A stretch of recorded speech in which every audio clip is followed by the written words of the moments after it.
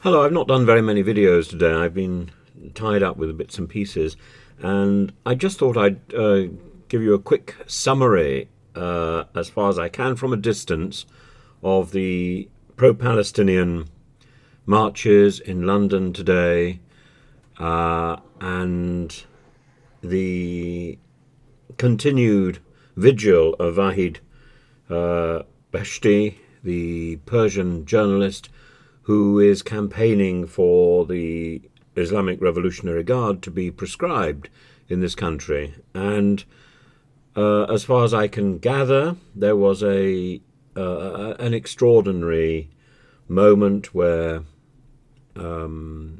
people who were supporting him were independent journalists like Maya Tusi and others were attacked by probably by people from the Islamic Revolutionary Guard, probably also by people who mistakenly throw their allegiance towards Hamas. God knows who were chasing them, but it is extraordinary. And there was a sort of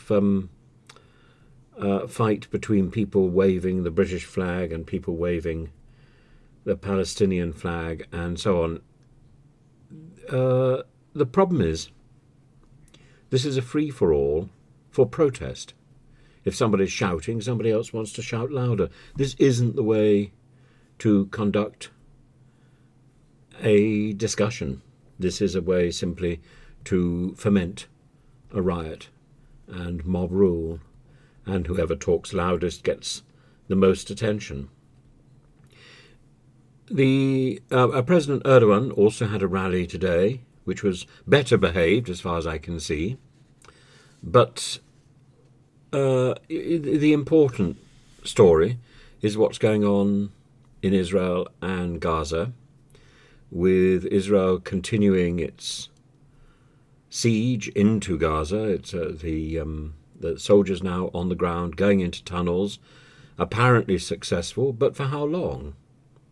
Because the Hamas tunnels give the terrorist organization a huge advantage, and meanwhile the Palestinian people are living in absolute fear and are herded together in the south of the country and in pockets around the Gaza Strip in terror that any moment a stray missile or a targeted missile will hit them in its efforts to hit the tunnels which are under all of these important sites, UN buildings, hospitals, whatever.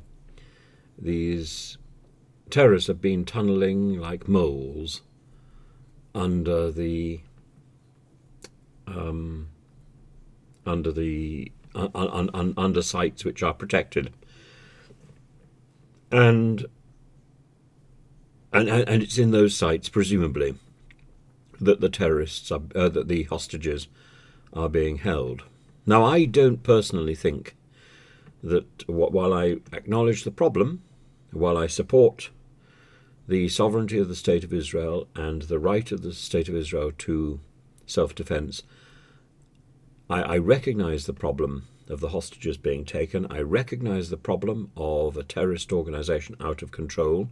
I recognize the problem of an organization like Hamas, which is demonstrably not protecting its own citizens and which is using them as human shields in its ideological battle against Israel.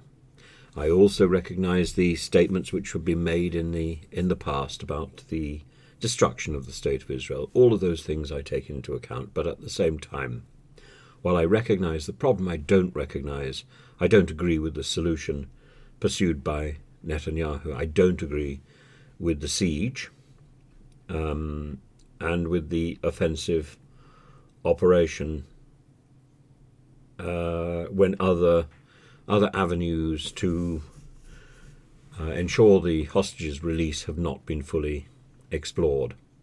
And the irony is that an offer was apparently on the table. Now, of course, that may just be propaganda to keep us engaged. And in a war situation, you can't really believe anything you hear. And I think we're so eager for information that we will pick up whatever we are told and then run with it. There is only one principle here, and that is the safety of civilians, whether they are Palestinians or Israelis. And there's an alarming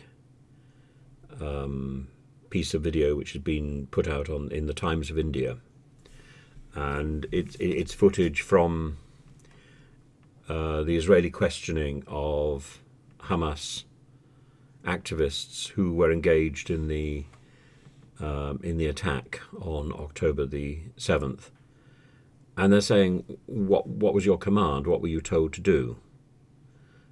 Kill the men and take the women and children hostage. Were these men armed? No. One of them was watering the plants. And when you place that quite long video against the video that I posted yesterday of the Hamas terrorists saying that there was no order to kill, there was no order to attack civilians. This is, of course, nonsense. This is the person who stopped the interview when it started to get more detailed. This is nonsense. The order was clear, and is now being repeated by those people who have been captured and who are answering questions. The order is clear: kill and take hostages, and kill without provocation. Kill people in their beds. Kill people who are sleeping. Take children. Kill children. This is the order. The order was to terrorize. And I think faced with that level of terror event, it's possible to understand Israel's collective depression.